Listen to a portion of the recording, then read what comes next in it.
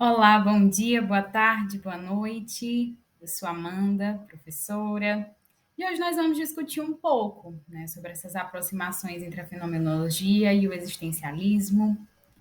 E vamos começar com a letra dessa música que fala algo sobre o tema da nossa aula, né? Vamos descobrir juntos. Nada do que foi será de novo do jeito que já foi um dia. Tudo passa, tudo sempre passará.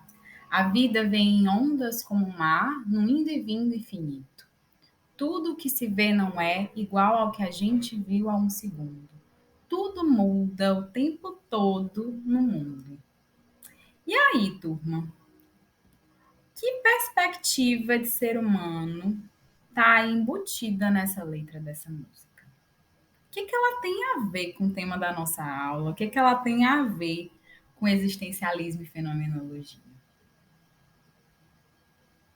Quero ouvir de vocês. Maravilha. Uhum. Esse homem que muda constantemente, esse homem que está em constante transformação, esse homem que tem a existência marcada por altos e baixos. Ótimo. É isso aí. Pensar realmente em como essa vida em ondas, né, desse homem que está constantemente sendo transformado pelas experiências, pode ter a ver com o nosso tema de hoje. Mas vamos lá, mais uma perguntinha. O que para vocês significa o encontro entre a fenomenologia e o existencialismo? E aí eu vou agora, né, pôr para vocês o link do Mentimeter para a gente construir uma nuvem de palavras juntos. Pode ser? Maravilha. Então você coloca aí a primeira palavra que vem, uma frase, uma expressão que te marque, né, e que de alguma forma traga para você o significado desse encontro entre a fenomenologia e o existencialismo. E aí a gente vai olhar essa nuvem de palavras, vamos pensar aí, né, as reflexões que surgiram de forma coletiva para entender como é que esses dois pontos, como é que essas duas filosofias se conectam, se interrelacionam. E aí a gente fala muito da metáfora do guarda-chuva. Vamos imaginar um guarda-chuva em que a haste, né, esse ponto de sustentação do guarda-chuva, é a fenomenologia. A fenomenologia sustenta, enquanto método, enquanto filosofia, o existencialismo. E a gente vai imaginar que cada hastezinha, né, da parte de cima do guarda-chuva representa uma corrente, um autor dentro do existencialismo. Né? A gente vai ter o existencialismo cristão, o existencialismo ateu, vamos ter interrelações com o humanismo e vamos ter pontos de aproximação e pontos de distanciamento entre o pensamento de cada um desses autores, sendo que todos estão sustentados, né, embasados no olhar fenomenológico enquanto método. E para falar de fenomenologia, precisamos falar de Russell, que foi o principal autor. Né? Russell era um matemático que trouxe muito essa perspectiva dessa pergunta, dessa indagação. O que são os números? Né? A pergunta inicial, né, o ponto de partida foi essa pergunta: o que são os números? E ele identificou que esses números eles só existem a partir da percepção do ser humano, da consciência, né? Da consciência enquanto ato. Então, o quanto é importante perceber que os números só existem a partir do contato, da relação, do encontro, do significado que nós, enquanto humanos, damos. E aí, a gente vai trazer um pouquinho dessa perspectiva da fenomenologia enquanto filosofia, mas também enquanto método. Enquanto filosofia, ela vem se opor à vertente aí do psicologismo, do positivismo, e se propõe a romper com essas tendências racionalistas, empiristas, num olhar realmente compreensível para o ser humano, para além da relação causal, para além das evidências ali de uma ciência positivista, observacional puramente. Não há, então, para essa filosofia, uma separação entre o que é o sujeito e o que é o objeto, né? Entre o que é consciência e o que é a coisa percebida. Tudo está numa correlação. há uma correlação entre esses entes e não há como separá-los. Se você separa, você perde o fenômeno para a perspectiva fenomenológica. E é importante perceber que a filosofia, enquanto método, ela vem muito no como. A pergunta norteadora, né? A epoquê, que a gente traz muito aí. O como você se sente, como você percebe tal situação. Então, ela vem, enquanto método, trazer essa compreensão sobre o modo como o ser humano se sente, como ele capta e percebe as coisas, as pessoas, as relações, o mundo e como ele percebe a si mesmo. Então, a palavra fenomenologia, estudo dos fenômenos, traz muito esse significado da noção do fenômeno e da noção de experiência, que de um modo geral se coincidem. Portanto, prestar atenção à experiência em vez daquilo que é experienciado é prestar atenção aos fenômenos, como Serboni vem nos trazer. Então, atentar-se ao fenômeno, atentar-se à experiência, estar presente, né? E a gente já vai trazendo aí, antecipando alguns conceitos que vamos ver logo mais. Estar presente, estar no aqui e no agora. Estar presentificado permite esse olhar para o fenômeno. Esse olhar desprovido de a prioris. E aí a gente vai trazer um pouquinho do existencialismo. E o existencialismo ele vem trazer essa compreensão de que a existência humana ela é concreta, ela é singular e principalmente a existência humana ela pressupõe liberdade. Liberdade de escolha, né, que são temas que vão ser muito trabalhados aí dentro do existencialismo, a liberdade de ser, a responsabilidade por cada uma dessas escolhas, né? Cada escolha implica em uma responsabilidade. E essa liberdade nos angustia, nos atravessa de diversas formas na nossa existência, e é só através dessas escolhas que nós vamos também dando sentido à nossa vida, vamos compreendendo a nossa mortalidade, a nossa finitude, né? E também o nosso lugar enquanto sujeito, autênticos, singulares, históricos, situados no tempo e no contexto em que estamos inseridos. E também o tédio, né? O vazio, o lugar do vazio que nos angustia. O lugar do vazio essencial que nos traz essa angústia inerente do ser humano. É importante também localizar o existencialismo aí num pós-Segunda Guerra Mundial, nesse contexto histórico que o mundo estava se refazendo de uma guerra. Então, ele traz essa perspectiva um tanto, muitas vezes, vista como pessimista, mas é importante localizar historicamente onde essa corrente filosófica foi se desenvolvendo, se construindo para compreender esse olhar.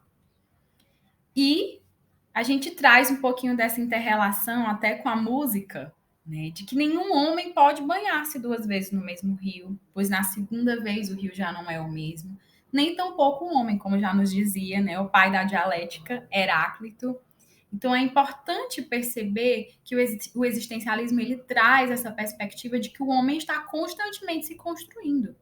O homem está constantemente sendo, ele não é.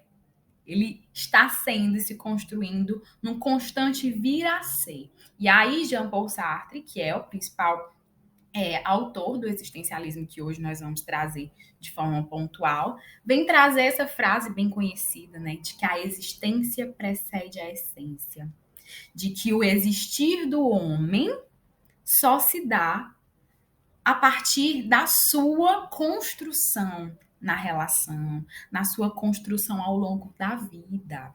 Esse homem está continuamente se construindo. Ele não tem naturalmente uma essência, né? Mas ele vai construindo a sua existência a partir do que ele vai experienciando, a partir do que ele vai percebendo, a partir do que ele vai sentindo, de como ele vai sentindo, de como ele vai dando sentido e significado para essas vivências. E, gente, na psicoterapia, como é que isso se dá? Como é que a gente pode olhar para a perspectiva desse olhar fenomenológico sustenta, né, essa base que é existencial, né, esse grande guarda-chuva que é existencial, que é de significados. Como que a gente aplica isso na prática? Como é que vocês acham que é? Me digam aí, como é que vocês visualizam, por exemplo, um psicólogo que atua sob esse olhar fenomenológico? Hum, É um psicólogo que está livre de julgamentos. Uhum. É um psicólogo que tem questões relacionadas a um olhar observacional e interpretativo. O que é que vocês acham? Entendi. Então, pensar isso na perspectiva da prática psicoterápica, né, da perspectiva da prática clínica, é pensar que esse método fenomenológico ele vai buscar acessar as peculiaridades desse indivíduo. Ele vai evitar esse olhar avaliativo de descrições objetivas de causa e consequência. Ele vai buscar esse olhar compreensivo do ser humano a partir do seu tempo, da sua história, da sua singularidade. E isso implica um olhar também sobre não detectar, ou pelo menos não buscar detectar sintomas nessa pessoa atendida, né? Não tentar interpretar propriamente essa fala. Geralmente o psicólogo, né? Geralmente sempre o psicólogo, a partir desse olhar, ele traz, ele busca, ele intenta, em boa parte das suas intervenções, esse olhar em que ele não interpreta pelo cliente, né? Ele pergunta ao cliente: como é para você essa situação? Como você percebeu isso que aconteceu? Para a partir disso, a partir dessa percepção, a partir de como essa pessoa sente o mundo, como ela lida com essas dificuldades, como você pode promover cuidado a partir disso, a partir desse olhar de facilitação, a partir desse olhar de mediação, a partir desse olhar que respeita o outro enquanto sujeito, que respeita o seu ritmo, que respeita a sua forma de ser no mundo.